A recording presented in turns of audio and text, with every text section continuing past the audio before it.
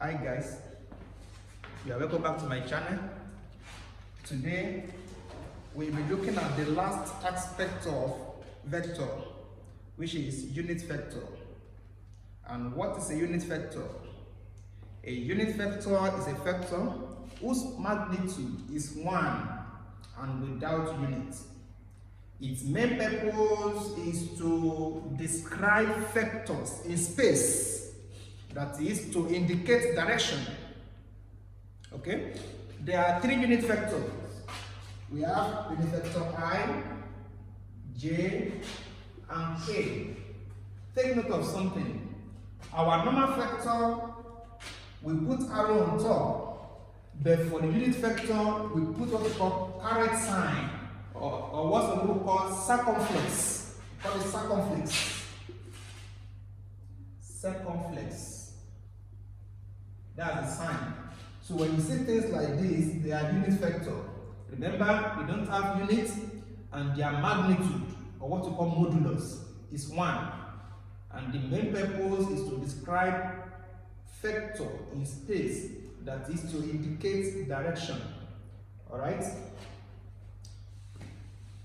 Now, our normal vector can be written in terms of the unit vector. How? If we consider a unit vector I in the positive x direction, this x-axis positive 1, a unit vector I in the positive x direction, and a unit vector j in the positive y direction. A vector A, let's say vector A like this, can be written in terms of the unit vector. How? If I trace this vector A down, it will fall on a particular number. Let's say I calibrate this side, I number it. If I trace it down, it will fall on a particular number. If I also trace to this side, it will fall on a particular number there. But as far as unit vectors are concerned, any number I want to make reference to here must be written in terms of the unit vector occupying that axis. So the owner of x-axis is unit vector I. The owner of y-axis is unit vector j. Alright? So like if I calibrate it now and I trace this one down, let's say it falls on 5. I won't write 5 alone, it will be 5i. It will be written with respect to the number, to the unit vector in that place. If I trace to the y-axis and it falls on, let's say 3, I won't write ordinary 3, I'll write it as 3j. I'm explaining it in a layman way so that you can understand it. Alright? So, our vector A now will be addition of the 2. That will be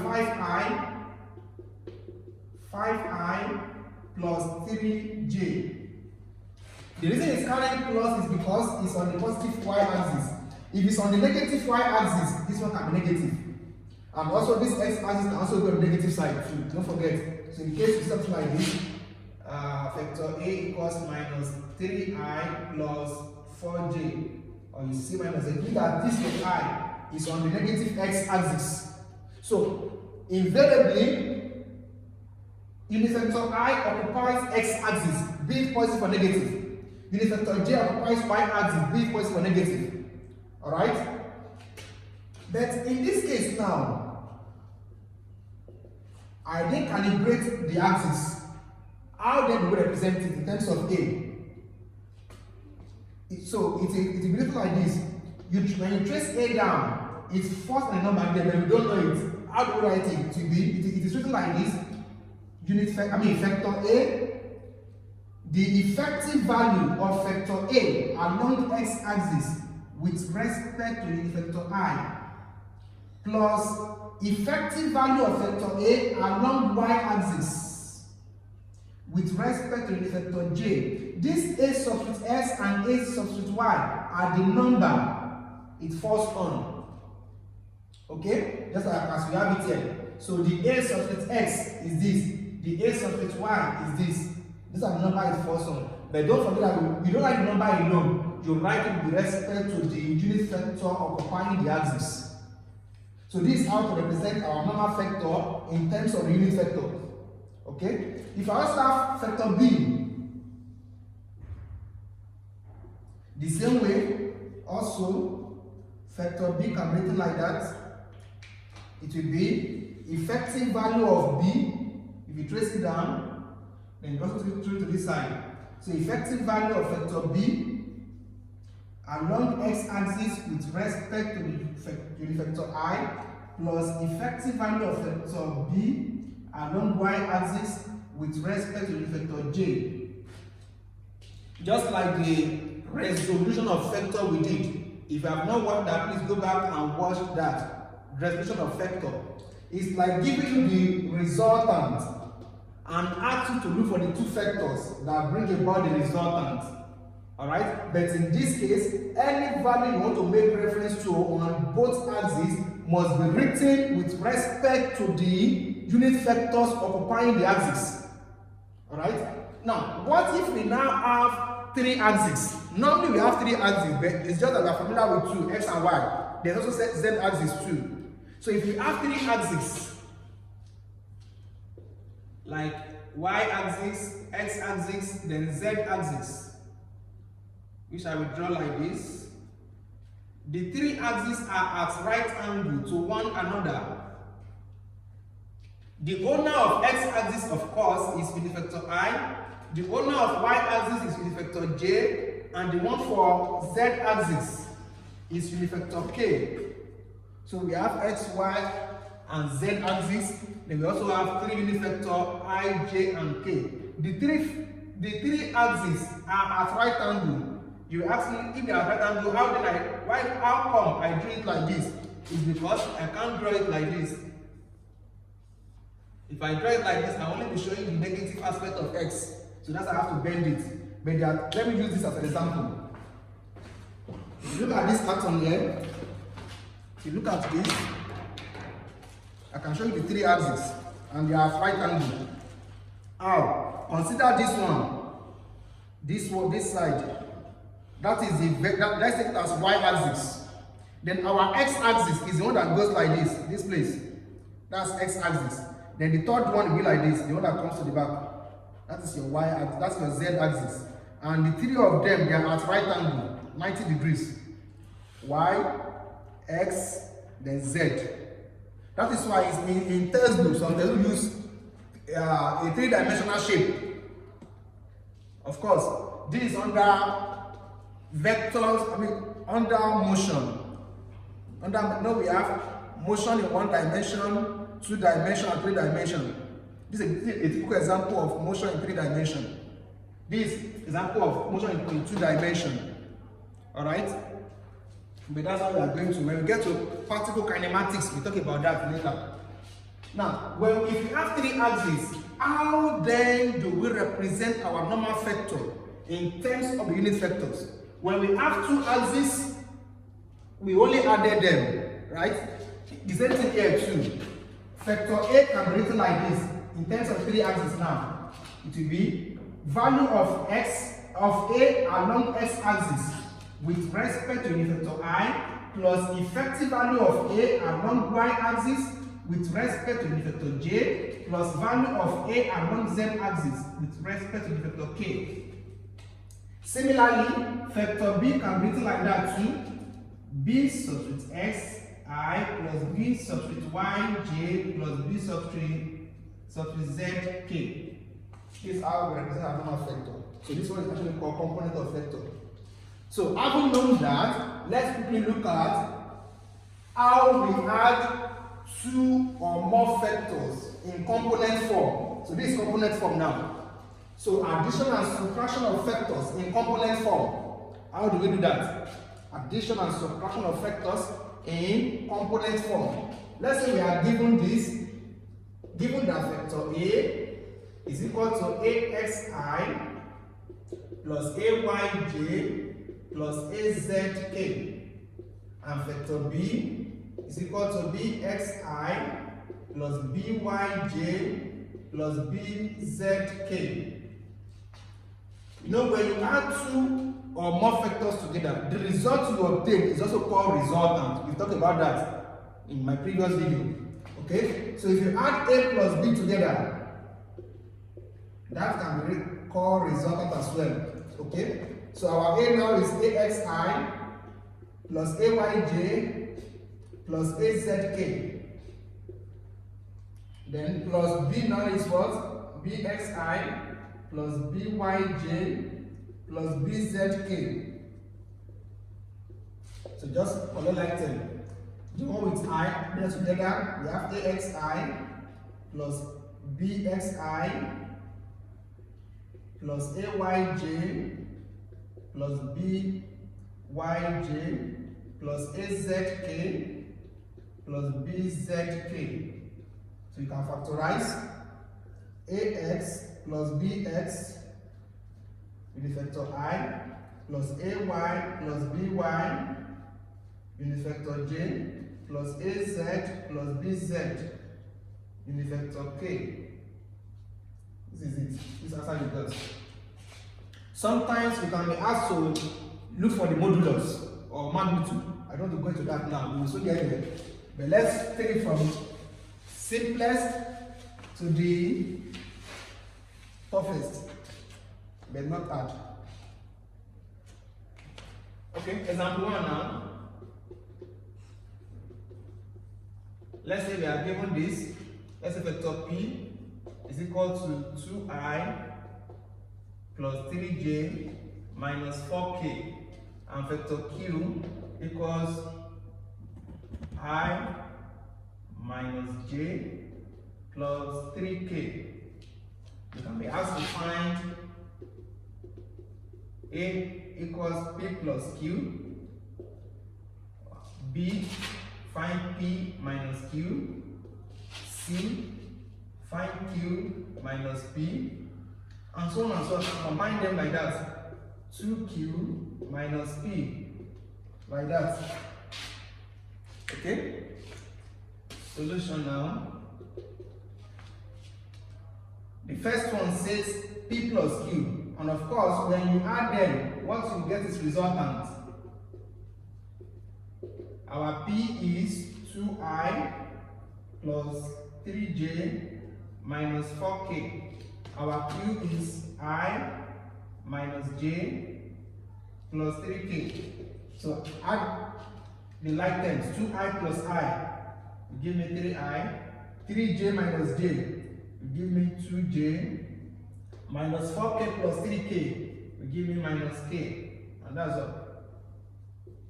Then you can be asked to look for magnitude or modulus.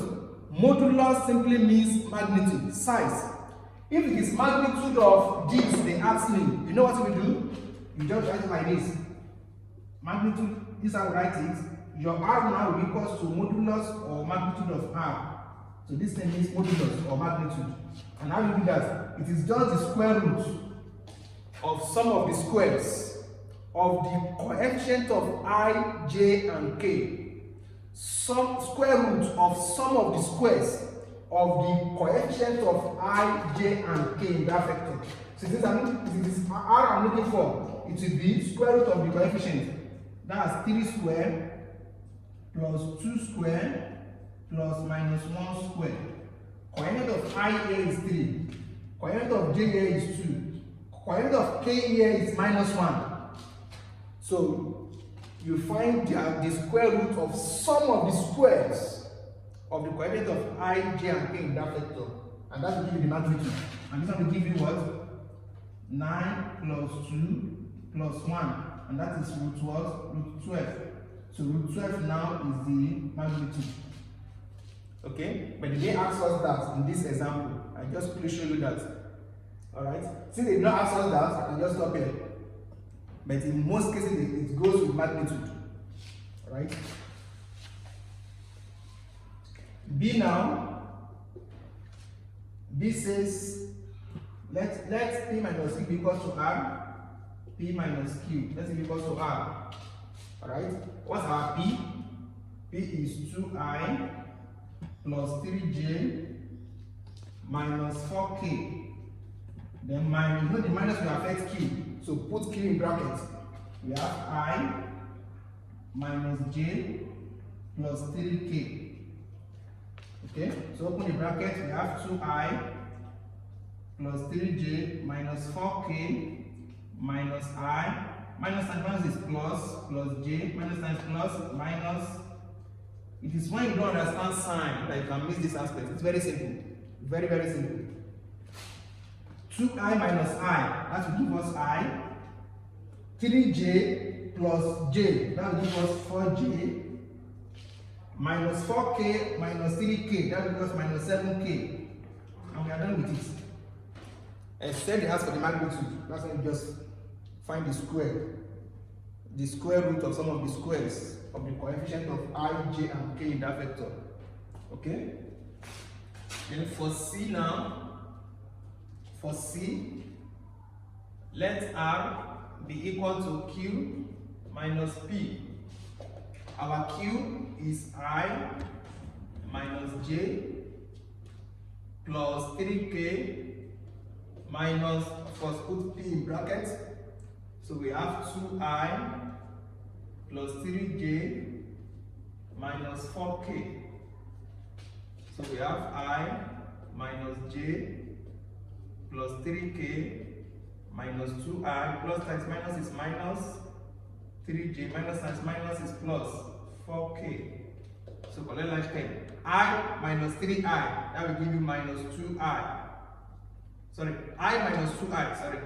I minus 2I, that's minus I, minus j minus 3j, that's minus 4j, plus 3k plus 4k, that's plus 7k.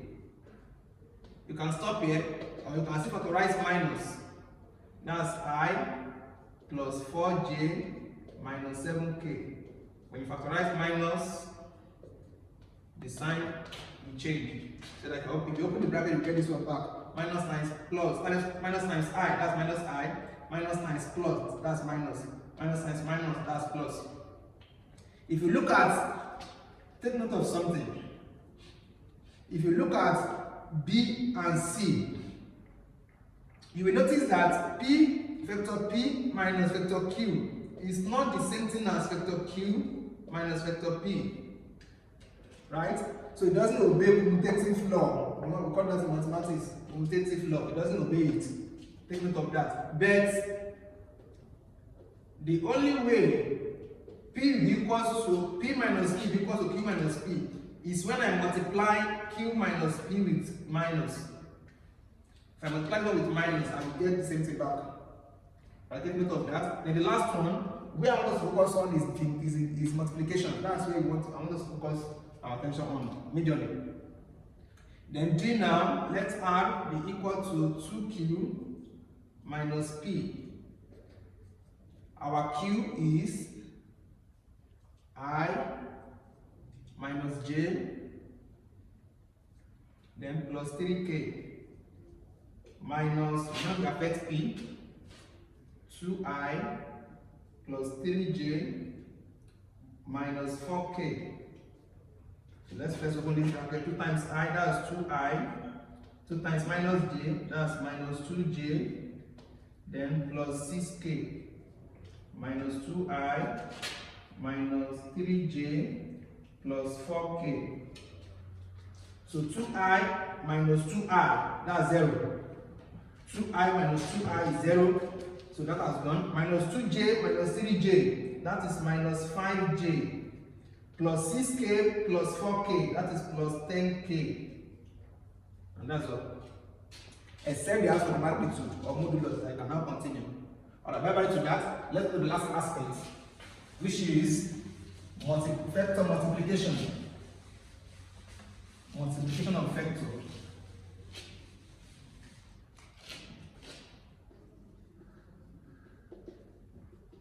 Multiplication of vectors.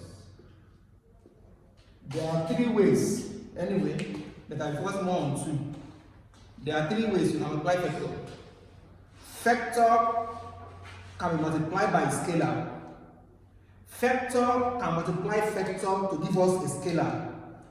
Vector can multiply vector and give us a vector. but I'm focusing on 2 majorly. When factor multiply factor and give us scalar, that is called scalar product. Scalar product, or what you call dot product. Dot product. Then when factor multiply factor and we get factor, that is called factor product, or what we call cross product. This is what I want us to focus on majorly. Alright, let's start with the first one. Scalar product, or what we call dot product.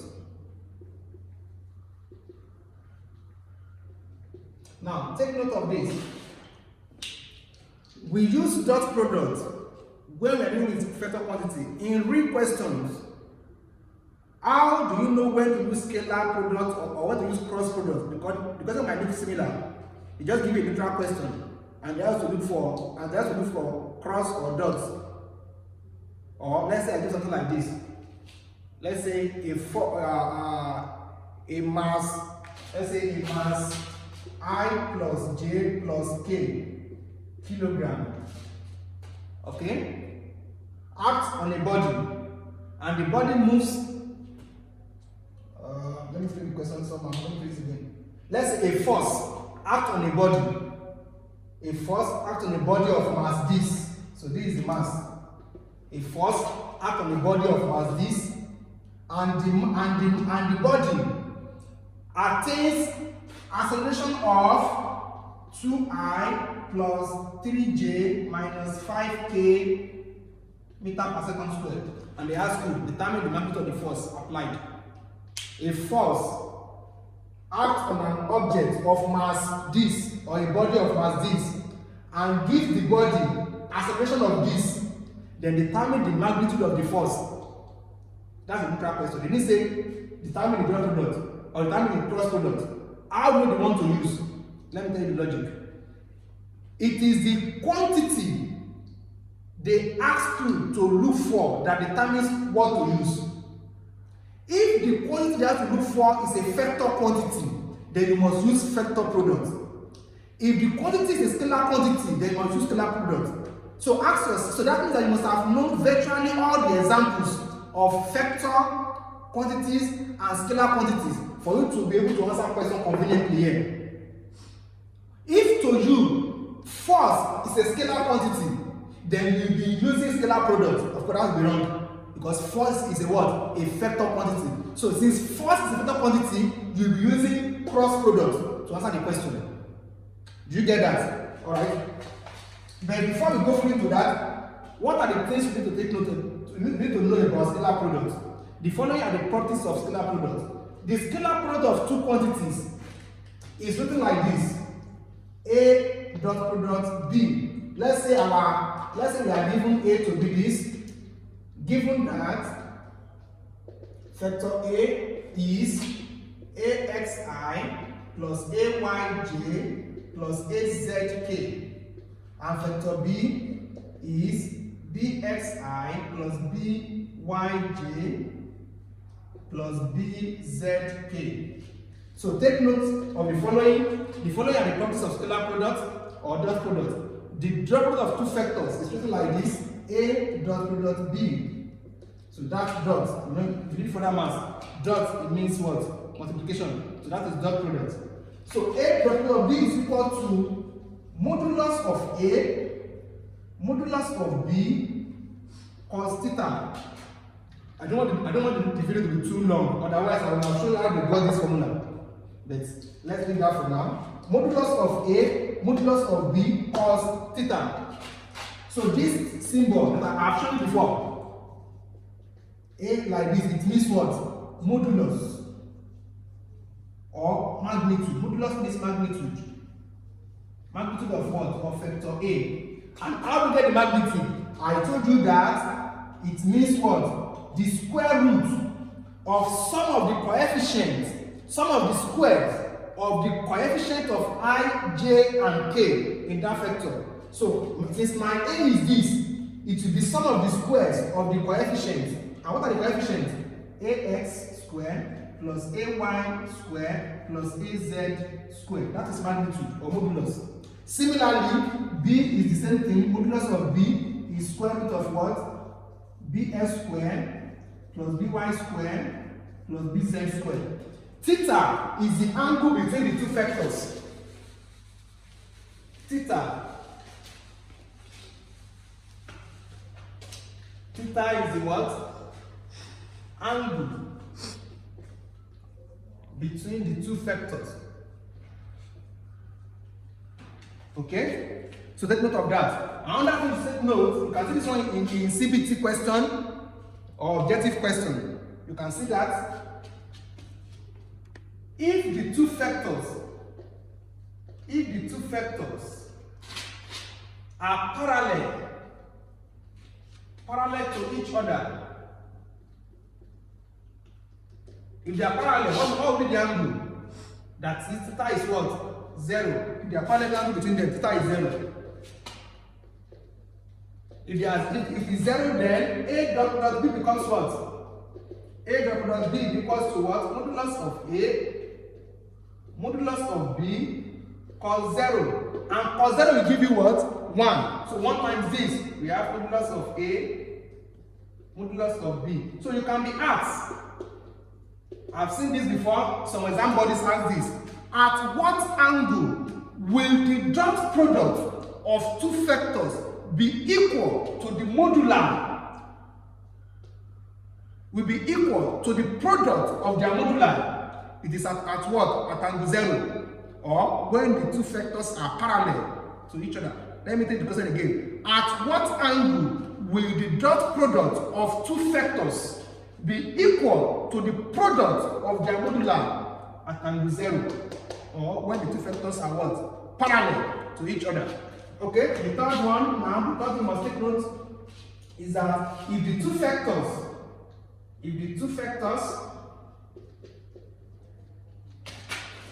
are perpendicular, short form of perpendicular to each other, that is, theta is what? 90, Abi? Then, what will be dot product? A dot B become what? Modulus of A, modulus of B, cos 90. And cos 90 is what? 0. So 0 times the modular to give us 0. So A dot product B is equal to 0. So at what angle will the dot product of two vectors be equal to 0? At angle 0. I mean at angle 90. Alright? Or when the two vectors are what? Perpendicular. Excuse me please. To each other. So the last thing you need to take note of, as far as scalar or dot product is concerned, is the dot product of two vectors. If you have to multiply it out, what will it give us? This is A dot product B. You want to get this one itself by multiplying it out. Our A is this, our B is this. What will it give us? A is AXI plus AYJ. Please, all these AX, AY, they are substitute. Then plus AZK. Dot product BXI plus BYJ plus BZK. Now, when you multiply this out, such vector is called tensor. It's only called tensor. Tensor. A tensor, we have 4 numbers. When tensor is what? It is when the 3 components of a vector, all the 3 components, multiply all the 3 components for another vector. So when all these 3 components here, A, X, Y, and Z, multiply the 3 components here, we have what we call tensor. So a tensor, we have 9 numbers. That's a CBT question now. Especially in one of the universities, I won't mention the name. Okay, so tensor we have 3 numbers. I mean 9 numbers. Okay, scalar we have 3 numbers. Then, as well as I don't want to go further into that. If you expand this if you open the bracket, you're going to have 9 entities. AXI multiply the 3. Let's do that so that we can see how we get the dot product. I can just write the final answer here. But for those writing theory, I think we need to expand it so that we see how we got that. So AXI times BXI, we're going to have what? AX BX dot product I dot product I. AX times BX. So this one will multiply all the 3. Let's first do that. So AX times BYJ. We're going to have that's plus AX BY dot product I dot product J plus AXI times BZK. AX BZ dot product I dot product K. Okay, that's for the first one. Remember, I said tensor. We have what? 9 numbers. 9 numbers. So that's for AX. Let's take AYJ plus AY BX dot product what? That's J, unit vector J dot product I plus AYJ multiplied by this AY BY dot product J dot product J plus AY BZ that's J dot product K. Okay, plus that's done the second one, and the last one now. AZ BX K dot product I plus AZ BY K dot product J plus AZ BZ K dot product K. Okay? But look at something. Remember that these things are from 3 axes. We have them like this. If this is for vector A now, we have I here, J here, K here. This is X, this is Y, and this is Z. In dot product, the 2 vectors are parallel to each other. If they are parallel to each other, this is vector B. X, Y, and Z. So this is I, J, and K. If they are parallel to each other, okay, let's look at II.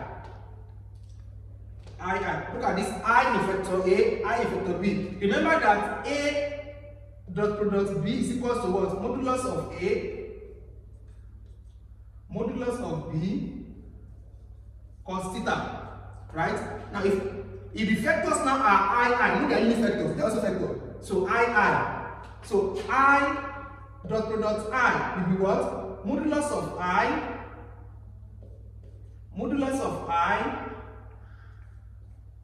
cos, they are parallel. If they are parallel, the angle is 0, right? So cos 0. And from the beginning, how did I define unit vector for you? I said a unit vector is a vector whose magnitude is 1. And magnitude also means what? Modulus.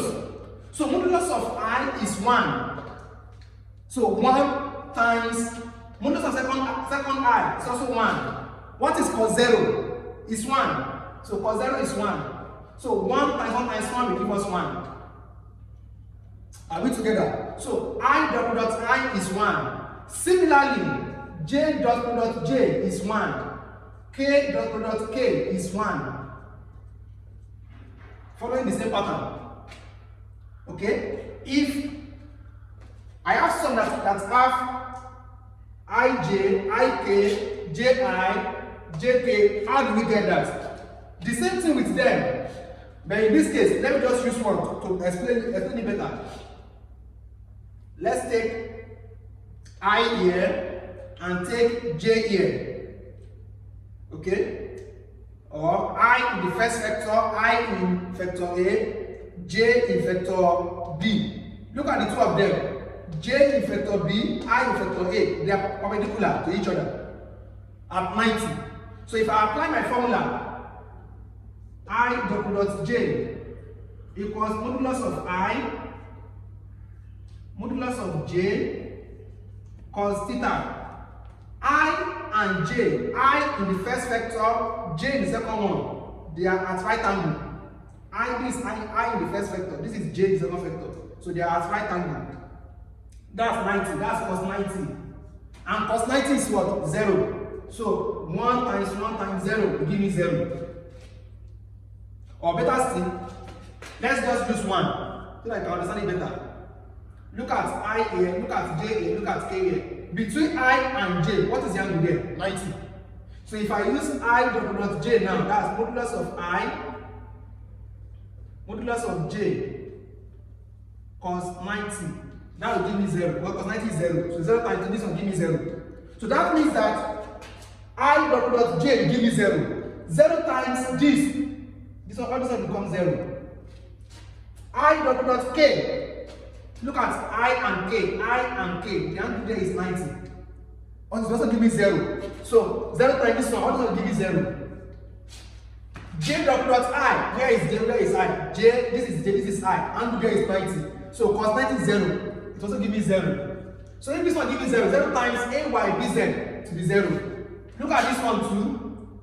J dot k. Give me 0 as well. K dot I is give me 0. K dot j give me 0.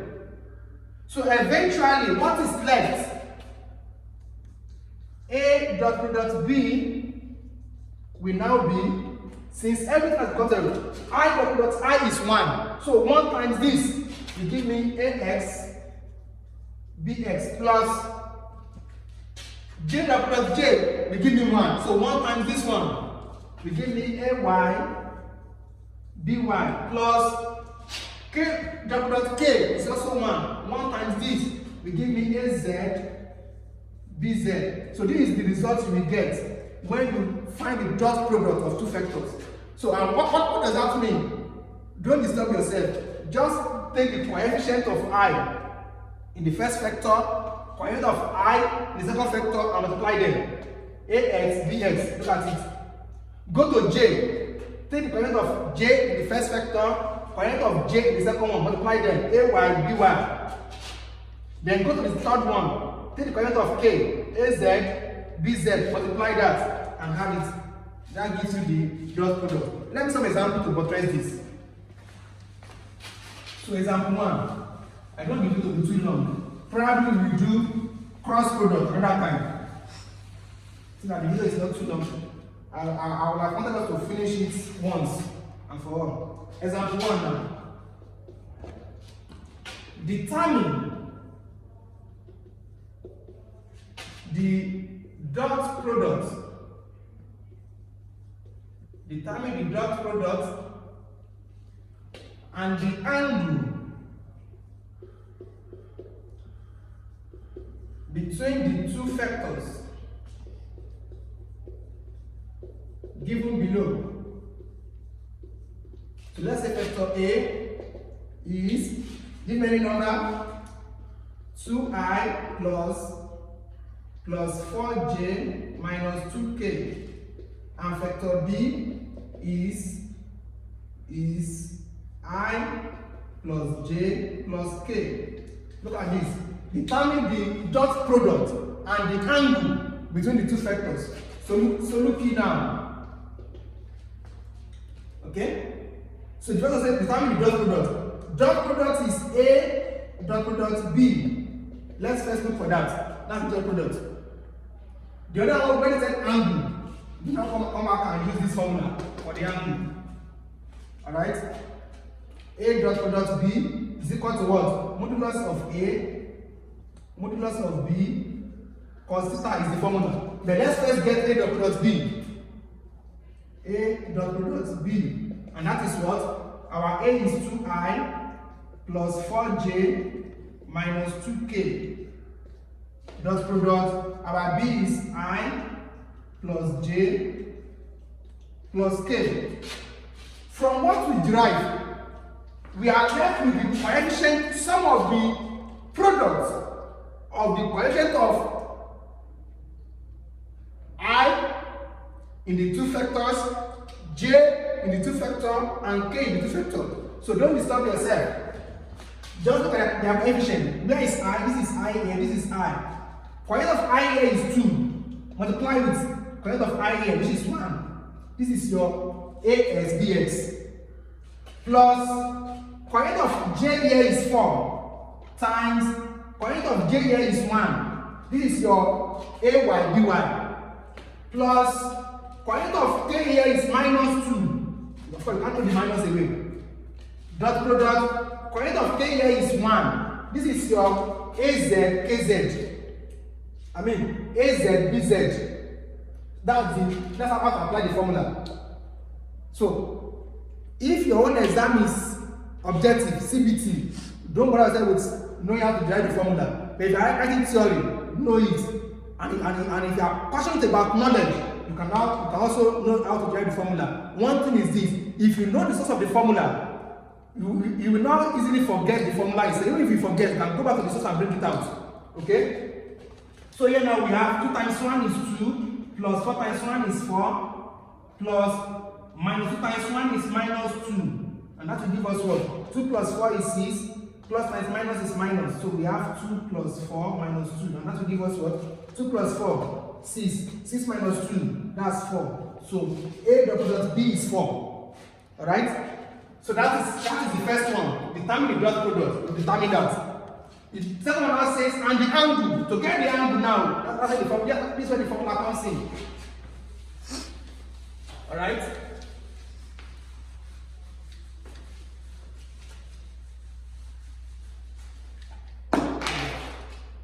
You see that?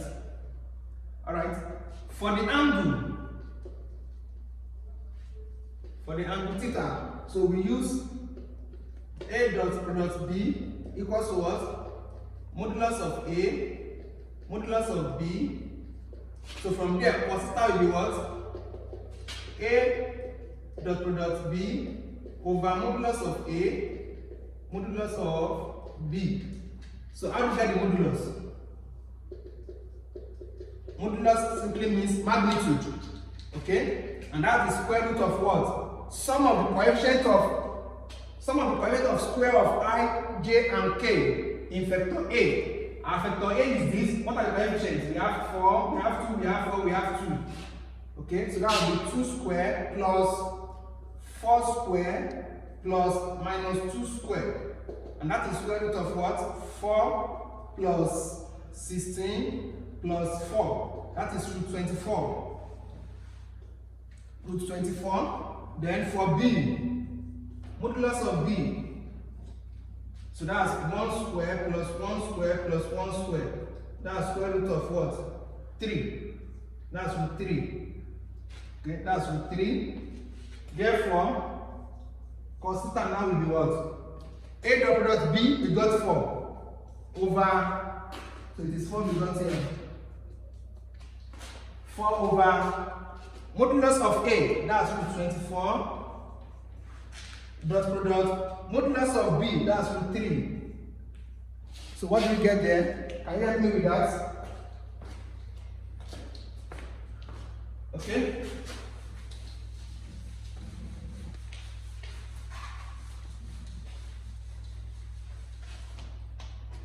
So from here now, we have cos theta equals 4 over 24 times 3. 24 times 3. 4 times 3, 12. 3 times 6 plus 72. Root 72. Theta will now be cos inverse of whatever you get here. Now it's cos inverse of 4 over root 72. So that gives you your answer. That's the angle between them. Alright, that is what? Alright, you can let me do it by yourself. 62.49. 62.49. That's 0.5. Alright, thank you for that. I would have loved to give more example, but I think I will have to drop the curtain there. So we do cross products in our next video and more examples on this. You know, in this question, I was specific. I said dot product. What about if you are not specific? Okay, that will be dealt with in my next video. Watch out for that. Thank you.